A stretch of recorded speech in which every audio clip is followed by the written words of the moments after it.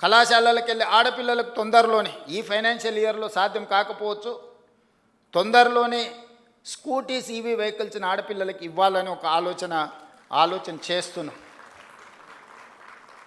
ఇవన్నీ కూడా ఈ నగరాన్ని ప్రక్షాళన చేయడానికి, ఈ నగరాన్ని అంతర్జాతీయ స్థాయిలో ఎవరైనా వచ్చి ఇవాళ రేపు ఎయిర్ క్వాలిటీ అందరు చెక్ చేస్తున్నారు. మీరు పొద్దున్నే చూడంగానే హైదరాబాద్ ఆరెంజ్ కేటగిరీకి వచ్చింది, తొందరలోనే మనం ఇట్లనే వదిలేస్తే రెడ్ కేటగిరీకి పోద్ది. ఈరోజు ఎస్టీపీలు కొన్ని కట్టినాం, కానీ అవి సరిపో. ఈరోజు డ్రైనేజ్ వ్యవస్థ రోడ్ల మీదకి వదిలేసింది, శానిటేషన్ పని లేదు. ఈరోజు చెత్త ఎత్తమంటే 5,000 ఆటోలు ఉచితంగా ప్రభుత్వం కొనిస్తే చెత్త ఎత్తాల్సిన ఆటో వాళ్ళు ఈరోజు మేము చేయము, మేము చేసిందే చెల్లుద్ది అన్నట్టుగా వ్యవహరిస్తున్నారు. ఒక పక్కన జర్నలిస్టులు రోడ్ల మీద చెత్త అడ్డగోలుగా ఉన్నది అంటున్నారు. మరి దానికి నియమించిన కార్మికులు పనిచేయాలి కదా, వాళ్ళతో పని చేయించుకోవాల్సిన బాధ్యత ప్రభుత్వానికి, మున్సిపల్ శాఖకు ఉన్నది కదా. దోమలు పెరిగినాయి అంటున్నారు, మూసీలో కాలుష్యం ఉందంటున్నారు, మూసీని ప్రక్షాళన చేయాలంటున్నారు, కానీ ప్రభుత్వం ఏం చేయకూడదు అంటున్నారు. దోమల్ని నియంత్రించాలన్నా, చెత్త ఎత్తాలన్నా, మూసీని ప్రక్షాళన చెయ్యాలన్న డిమాండ్స్ వచ్చినప్పుడు ప్రభుత్వానికి ఏ కార్యాచరణ చేపట్టొద్దు అంటున్నారు. ఏ కార్యాచరణ చేపట్టకుండా ఇవి ఎట్లా సాధ్యమవుతాయో జర్నలిస్ట్గా మీరు నాకు సూచన చేయండి.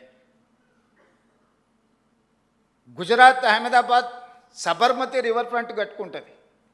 10,000 కుటుంబాలను తరలించిన అక్కడి నుంచి. వాళ్ళు సరైన ప్యాకేజ్ కూడా ఇవ్వలేకపోయారు. ఈరోజు ఢిల్లీ యమునా నదిని ప్రక్షాళన చేస్తారు, ఉత్తరప్రదేశ్ గంగా నది ప్రక్షాళన చేసిన మన గొప్పగా ప్రపంచానికి ప్రచారం కల్పించుకుంటారు. నాకేం అభ్యంతరం లేదు, మంచిది. It is an a good program, activity. Why can't Musi river development?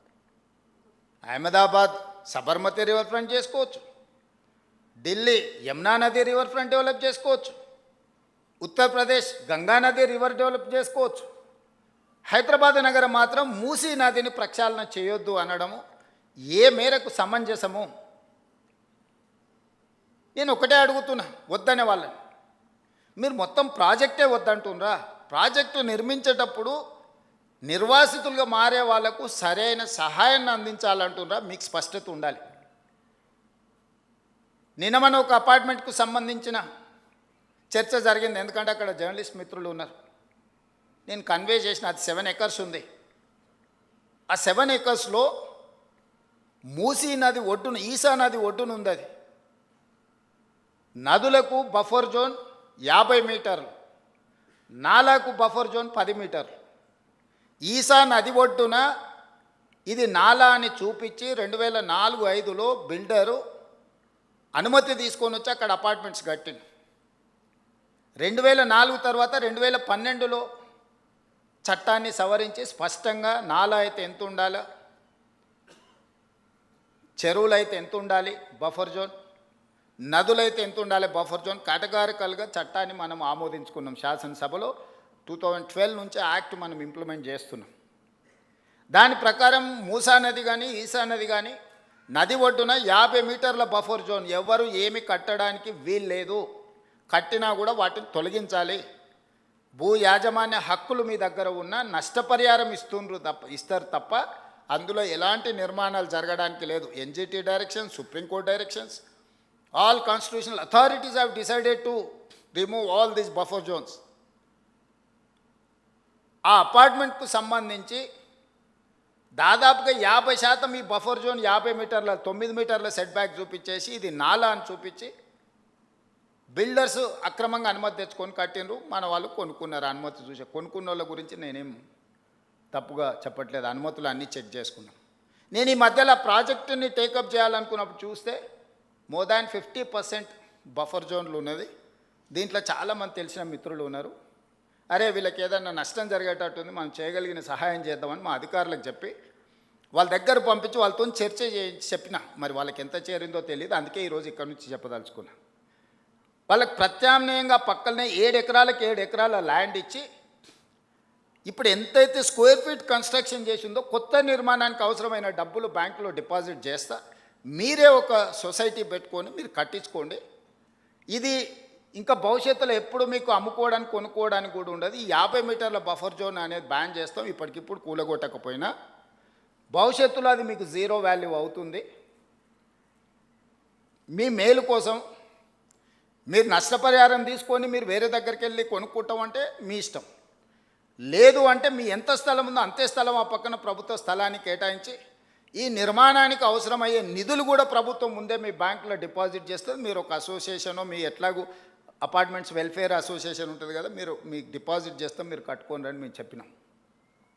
అది రాజకీయ రంగుగా మారి ప్రతి రాజకీయ పార్టీ అక్కడికి వెళ్ళి వాళ్ళ పట్ల సానుభూతి చూపిస్తున్నారు. సానుభూతితో ఇది సమస్య పరిష్కారం కాదు. నేను ఆ మిత్రులకు సవినయంగా విజ్ఞప్తి చేస్తున్నా. 50 మీటర్ల చట్టము అమల్లో ఉంది. ఆ చట్టాన్ని నేను మార్చలేను. నేషనల్ గ్రీన్ ట్రిబ్యునల్ నుంచి సుప్రీంకోర్టు వరకు ఇచ్చిన గైడ్లైన్స్ ప్రకారం ఏర్పడింది. ఆ 50 మీటర్ల బఫర్ జోన్లో ఉన్న అన్ని అపార్ట్మెంట్స్ జీరో వాల్యూ, నివసించడానికి పనికొస్తుందేమో కానీ దాని ఫైనాన్షియల్ వాల్యూ జీరో. అట్లాంటివి మేము సేకరించి వాళ్ళకి మేలు చేసి వాళ్ళని పక్కకు తరలించి వాళ్ళకి ప్రత్యామ్నాయం చూపిద్దామని అంటే లేదు మేము అడ్డుకుంటామని రాజకీయ పార్టీలు అక్కడికి వెళ్తున్నాయి. ఎవ్వరు వీళ్ళు ఉండరు. 2 రోజులు టీవీలలో పేపర్ల వార్తల కోసం మీ దగ్గరకు వస్తారు.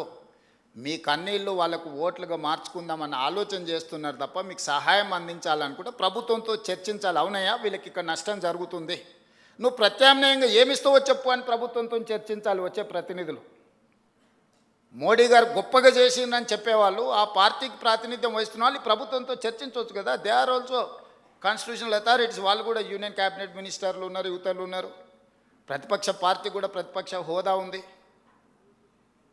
వాళ్ళందరూ వచ్చి కూర్చొని అవును ఇక్కడ నుంచి మూసీ పరివాహక ప్రాంతంలో 2 వైపులా 50 మీటర్ల బఫర్ జోన్లో ఎవరెవరు ఎఫెక్ట్ అవుతున్నారు, వాళ్ళు ఎంత పేదవాళ్ళు, గుడిసెతో ఉన్నారా, ఇల్లుతో ఉన్నారా, వాళ్ళకి ఏ నష్టం జరుగుతుంది, వాళ్ళ సొంత భూమి ఉందా, ప్రభుత్వ భూమి ఉందా, వాళ్ళకి ఏమి ఇస్తే బాగుంటుందో మనం చర్చిద్దామని నేను చెప్తున్నా. నువ్వు చర్చించడానికి లేదు, నువ్వు కట్టడానికి లేదు, మేము చేయలేదు కాబట్టి నువ్వు చేయొద్దు. నువ్వు చేయలేదు కాబట్టి నువ్వు ఇంటికి పోయినావు, నేను చేస్తానని నమ్మకం ఉంది కాబట్టి నేను కుర్చీలో కూర్చున్నా. ఇక నీకు నాకు తేడా లేకపోతే ఇంకా విషయం ఏమున్నది? అందుకే మన నగరాన్ని కాపాడుకోవడానికి, మన నగరం అంతర్జాతీయ నగరంగా రాణించడానికి, మన నగరం ఒక దేశ ఆర్థిక వ్యవస్థకి వెన్నెముకగా మారడానికి మీ అందరి సహకారం నాకు కావాలి. ఇది నేను నా ఒక్కడి కోసం, నా ఇంటి కోసం చెప్పడం లేదు. మీరందరూ మహిళా జర్నలిస్టులు అనుకుంటే రేపు 13th రోజు తాజ్ కృష్ణాలో పవర్ పాయింట్ ప్రజెంటేషన్ ఈ మూసీ నది మీద ఫేజ్ 1 మీద ఈరోజు డీటెయిల్ ప్రాజెక్ట్ రిపోర్ట్ ఇవ్వబోతున్నా. గాంధీ స్టాచ్యూకి 5,000 కోట్లు ఖర్చు పెడుతున్నారు. ఎవడన్నా బుర్రుండేటోడు 5,000 కోట్లు ఖర్చు పెడతాడు ఆ స్టాచ్యూకి. స్టాచ్యూ కాస్ట్ 70 కోట్లు. ఆడ విజ్ఞాన మందిరం మొత్తం కట్టడానికి 100+ ఏదో అవుతుంది. టోటల్ కలిపితే కూడా 200 కాదు. అంబేద్కర్ భవన్కి 220 కోట్లు పెట్టారు, సంతోషం. మహాత్మా గాంధీ ఒక విజ్ఞాన కేంద్రానికి ఒక 200 కోట్లు పెడితే మీకు వచ్చిన కష్టం ఏంటి? దాన్ని 5,000 కోట్లు 10,000 కోట్లు అని చిలువలు పలువలు చేస్తారు. నిజం గడప దాటకంటే ముందే అబద్ధం ఊరంతా తిరిగి వస్తుంది. ఇట్లాంటి దగ్గరనే మహిళా జర్నలిస్టులను నా రిక్వెస్ట్ ఒక్కటే, వాస్తవాలను మీరు ప్రజలకు చెప్పండి. అంతెందుకు ఈ గేట్లకు ఎప్పుడన్నా వచ్చిండ్రమ్మా? ఎవరు ఎంతమంది ఉన్నారు చేయొద్దండి గేట్లకు వచ్చిన వాళ్ళు గతంలో? ఇప్పుడు కాదు, గతంలో 5-6 మంది ఉంటారా? గతంలో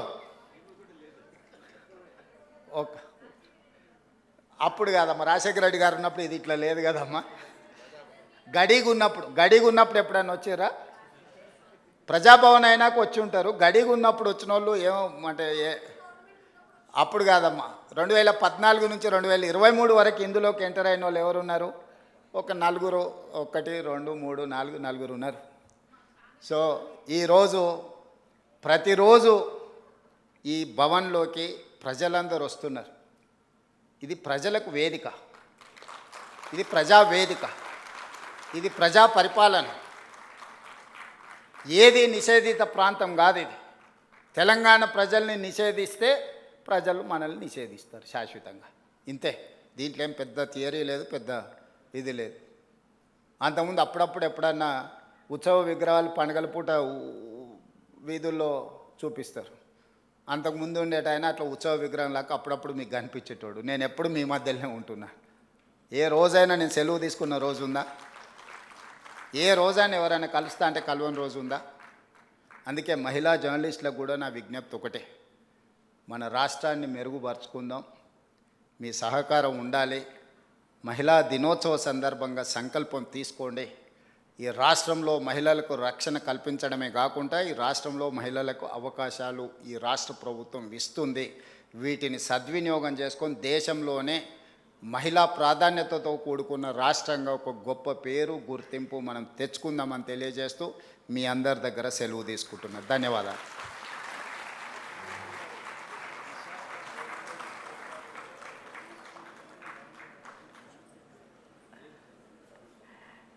సీనన్న, మహిళా రక్షణకు కమిటీలు వేయాలంటారు. ఆఫీసర్స్లో కూడా నిన్నమన్న నేను దాని మీద డిస్కషన్ చేసిన. ఈవెన్ కార్పొరేట్ ఆఫీస్లో కూడా ఈ ప్రాబ్లం ఉన్నది. కంప్లైంట్ బాక్స్ ఉండాలి, దానికి సంబంధించిన సెక్యూరిటీ మెజర్స్ తీసుకోవాల్సిన అవసరం ఉంది. తప్పకుండా తీసుకుంటాం. అదేవిధంగా ప్రింట్ మీడియా, ఎలక్ట్రానిక్ మీడియాకు అథారిటీస్ ఉన్నాయి, complaining authority to examine their news and their views. Social మీడియాకు లేదు. డెఫినెట్గా తెలంగాణ రాష్ట్ర ప్రభుత్వం ఎగ్జామిన్ చేసి సోషల్ మీడియాలో ప్రసారం చేసే అవాస్తవాల మీద ఫిర్యాదు చేయడానికి కూడా ఒక వేదికను చేయాలనుకుంటున్నాము. ఎందుకంటే అసలు నకిలీ అని ఎప్పుడు ఉంటుంది, నిజము అబద్ధం అనేది తోడు నీడ లాంటివి. సో నిజమైన జర్నలిస్టుల ముసుగులో వ్యాపారాలు వ్యవహారాలు చేసే వాళ్ళకు ఉన్న తారతమ్యం ఏముందో దానికోసం ఒక చట్టాన్ని కూడా తేవాలన్న ఆలోచన ఉంది. తప్పకుండా రేపు వచ్చే శాసనసభలో చర్చ చేస్తాం. మీరు ఏదైనా అవకాశం ఉన్నా ఇన్పుట్ ఇవ్వండి. మీకు కొన్ని డెస్క్లో చేసే వాళ్ళకి ఏదో గుర్తింపు కార్డులు సమస్య అన్నట్టుగా కొంతమంది, ఎవరిని అట్లా లేదు. మేము అందరికీ స్పష్టంగా అన్ని అవకాశాలు, డెస్క్ జర్నలిస్ట్కి లేకపోతే మిగతా ఫీల్డ్ జర్నలిస్ట్లకి ఏం తేడా లేదు. నేను మంత్రి గారితో మీ అందరికీ చెప్పించిన ఈ వేదిక మీద నుంచి కూడా మళ్ళొకసారి చెప్తున్నా. అన్నిటికంటే ముఖ్యంగా మీకు ఇళ్ళ పట్టాలు చాలా రోజులు పెండింగ్ ఉంటే నేను వచ్చినాక ఇచ్చినా ఆగిపోయినాయి. ఈ మహిళా దినోత్సవం ఎందుకంటే ఇల్లు అనేది మహిళల చేతుల్లో ఉంటే మహిళల గౌరవం పెరుగుతుంది. ఒక వే ఫార్వర్డ్ ఏదో నేను ఆలోచన చేస్తున్నా. తొందరలోనే తప్పకుండా మీకు ఒక మంచి వార్త వినిపించే ప్రయత్నం చేస్తా. ఎందుకంటే చట్టంలో మీకు సమస్య రాకుండా మీకు అవకాశం ఇవ్వాలనేది నా ఆలోచన. ఎందుకంటే ఇప్పటివరకు మీకు వచ్చిన అవకాశాలు చట్టం వల్ల కొంత ఇబ్బంది వచ్చి సుప్రీంకోర్టు కూడా స్టక్ డౌన్ చేసింది. దానికోసం అడ్వకేట్స్తో వీళ్ళతో మాట్లాడుతున్నా. మనం ఫ్యూచర్ సిటీ నిర్మించుకుంటున్నాం. ఎమ్మెల్యేలకు, ఎంపీలకు, ఎమ్మెల్సీలకు, జర్నలిస్టులకి ఫ్యూచర్ సిటీలో ఒక మంచి కాలనీ మనం డిజైన్ చేసుకుందాము, నైబర్హుడ్ క్రియేట్ చేసుకుందాము. తప్పకుండా మహిళా జర్నలిస్టులు ముఖ్యంగా ఈ వేదిక మీద నుంచి ఎందుకు చెప్తున్నా అంటే, ఇంటికి వెళ్ళిన తర్వాత అందరికి చెప్పండి, మేము ఈరోజు మహిళా దినోత్సవం సందర్భంగా ఒక శుభవార్త తీసుకొని వచ్చినామని చెప్పండి. డెఫినెట్గా మంచి రోజులు వస్తాయి. ధన్యవాదాలు. Thank you very much sir. ఎంత స్ఫూర్తివంతమైన చక్కని సందేశాన్ని అందించారు. రేవంత్ రెడ్డి గారి డెడికేషన్, కరేజ్ మరియు పీపుల్ సెంట్రిక్ గవర్నెన్స్ వల్ల తెలంగాణ ఫ్యూచర్ బ్రైట్గా ఉంటుందని నమ్మకం మన అందరికీ ఉంది. సో మనం అందరూ సపోర్ట్ చేస్తే తెలంగాణ డెవలప్మెంట్ మరింత వేగంగా ముందుకు సాగుతుంది అనుకుంటూ thank you very much sir. జై తెలంగాణ. ఈరోజు the special occasion for the awards presentation, అది కూడా ఒక యునీక్ అండ్ ఇన్నోవేటివ్ పద్ధతిలో women to women special awards ఇస్తున్నాము ఫర్ ద ఉమెన్ జర్నలిస్ట్. మహిళల చేయుత, మహిళల జర్నలిస్టులకు చిరు కానుక ప్రజెంట్ చేస్తున్నారు from INPR. It is a 25,000 cash coupon from, so that మీ ఇష్టమైన వస్తువులు మీరు శిల్పకళా వేదిక మహిళల స్టాల్స్ నుంచి మీరు కొనొచ్చు. అలాగే ఒక మెమెంటో అండ్ ఒక షాల్. సో దిస్ ఇటు సత్కారం టు ద విమెన్ జర్నలిస్ట్, అటు ఎంటర్ప్రెన్యూర్స్ అండ్ ఆర్టిసన్స్కి కూడా బెనిఫిట్. సో మహిళ టు మహిళ సత్కారం. May I request Honorable Chief Minister to felicitate the women journalists as per the names. All the 20 journalists, please be ready for the felicitations. May I request Kavita Gogimalla from Andhra Jyoti to please come forward. Also, please welcome Konda Surekha Garu. She has just come. Hearty welcome, ma'am, and also happy Women's Day to Mantrivaryu Surekha Garu. All the dignitaries, along with CM Garu, to present the memento and 25,000 cash coupon. Rayadi Ramya from ETV. P. Radhika from NTV.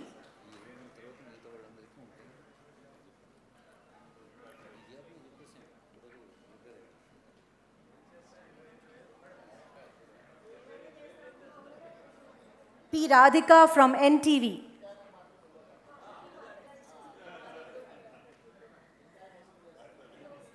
Gattika Sapatlu, come on ladies, for all the journalists. P. Jyoti, TV9.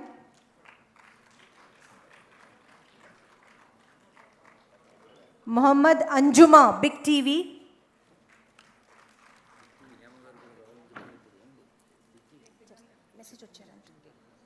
Hema Garu also Big TV, please be ready Andy.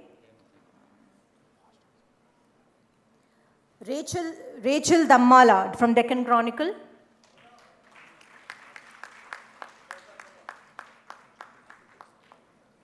Swati Bharadwaj from Times of India. Swati Bharadwaj from Times of India. First woman video journalist Malleshwari Garu. The first woman video journalist Malleshwari Garu.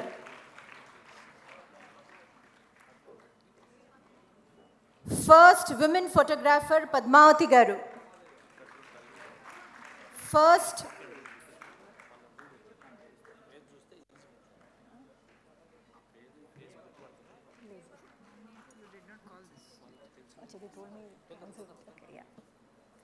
the first woman photographer Padmavati Garu. Freelancer Uma Sudhir Garu. Freelancer Uma Sudhir Garu. Senior anchor Suman TV Swapna Garu. Senior anchor Suman TV Swapna Garu.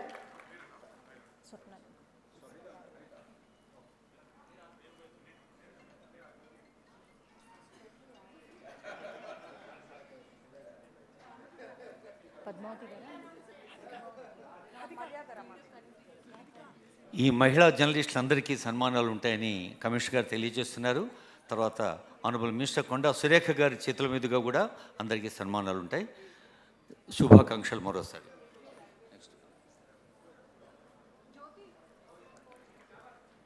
Big TV Ramadevi గారు.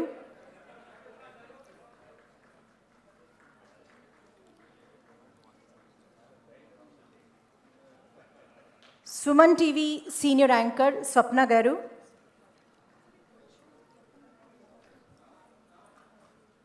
Freelancer ఏ పద్మావతి గారు.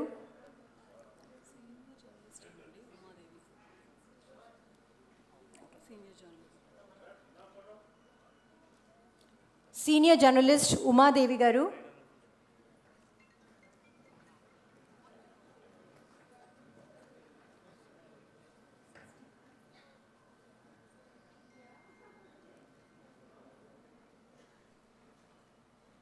Senior journalist Umadevi గారు.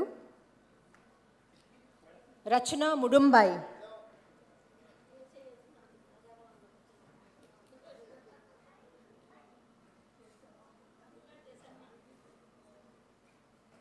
రచన ముడుంబాయి.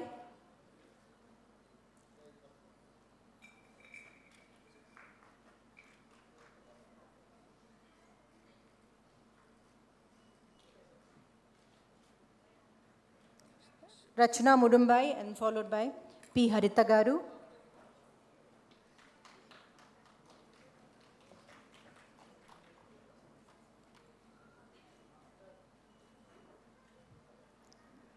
P. Harita Garu from V6.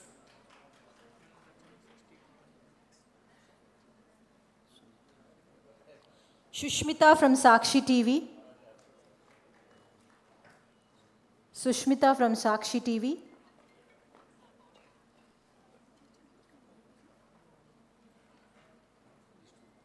Kavita Katta from Sakshi.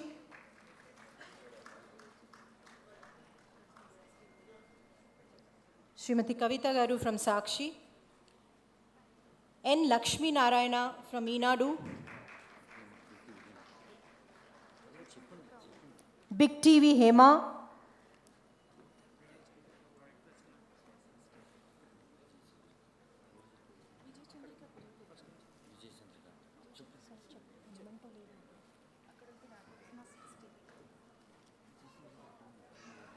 Hema from big TV,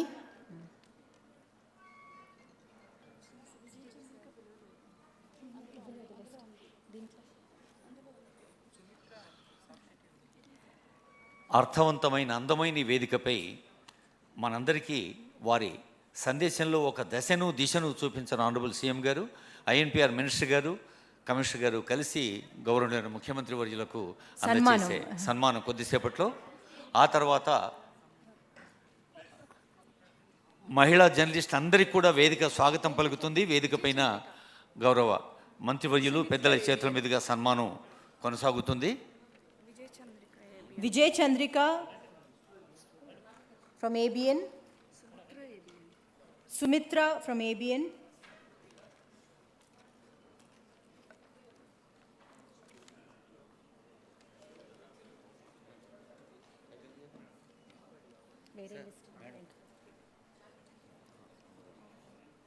felicitations to our Honorable Chief Minister on behalf of INPR.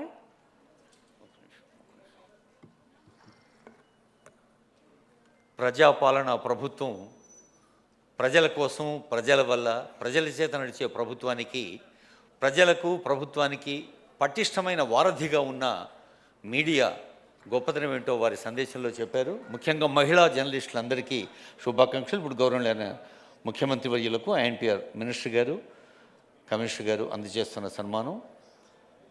మనందరికీ తెలుసు honourable CM గారు ఈ 99 రోజుల సమగ్ర కార్యాచరణ ప్రణాళికను అమల్లో పెట్టేందుకు మరి మొన్న ఈకో హిల్ పార్క్ ప్రజలకు అంకితం చేశారు.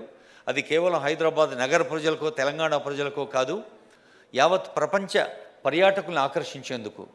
అలాగే ఈరోజు మహిళా దినోత్సవ శుభవేళ, మహిళల హాకీ కూడా ఆరంభమవుతోంది. అలాగే మరొక ప్రభుత్వం ప్రజలకు అంకితం చేసే సరస్సు కూడా సిద్ధంగా ఉంది. ఇలా ఎన్నో అభివృద్ధి సంక్షేమ కార్యక్రమాల్లో పాల్గొంటున్న గౌరవనీయులైన ముఖ్యమంత్రి వర్యులకు హృదయపూర్వక శుభాకాంక్షలు అందజేస్తూ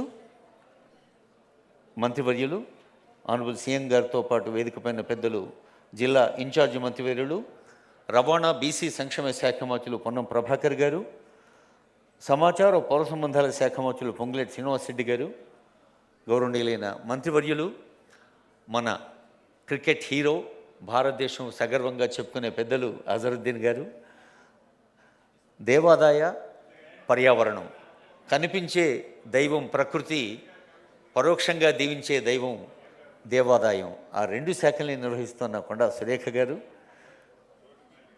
కమిషనర్ గారు మంచి నిర్ణయం తీసుకున్నారు. మహిళా దినోత్సవం కదా, మహిళలు కలిసి సన్మానం చేయాలి. అలాగే మీడియా అకాడమీ చైర్మన్ శ్రీనివాసరెడ్డి గారు, అందరికీ హృదయపూర్వక శుభాకాంక్షలు అందజేస్తుంది వేదిక. కార్యక్రమం ఈ పండుగ ఇంకా కొనసాగుతుంది. వ్యాఖ్యాత్రి గౌరవనీయులు గాయత్రి రావు గారు నిర్వహిస్తారు. మిమ్మల్ని ఒకరొకరిని ఆహ్వానిస్తారు. ఐఎన్పిఆర్ కమిషనర్ గారు, జేడి జగన్ గారు, ఇంకా ఇతర జేడి శ్రవణ్ గారు, శ్రీనివాస్ గారు మిత్రులందరూ ఉంటారు. యామిని మేడం మిమ్మల్ని ఆహ్వానిస్తే మీరు వచ్చి మేము అవార్డులు అందుకోవాల్సిందిగా కోరుతూ ఆనరబుల్ ఎంపీ రాజ్యసభ అనిల్ కుమార్ యాదవ్ గారికి హృదయపూర్వక శుభాకాంక్షలు అందజేస్తుంది వేదిక. కమిషనర్ గారికి సన్మానం చేస్తున్నప్పుడు ఈ పండుగని ఇంత అర్థవంతంగా రూపొందించిన మేడంకి మనం కూడా ధన్యవాదాలు చెప్పాలి. Thanks to one and all.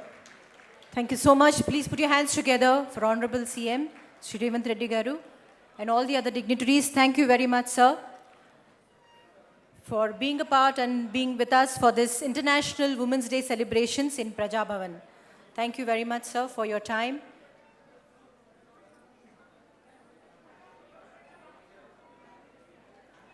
వేరే అవార్డ్స్ కూడా ఇప్పుడు లిస్ట్ ప్రకారంగా చదువుతామండి. కొండా సురేఖ గారు ప్రజెంట్ చేస్తారు.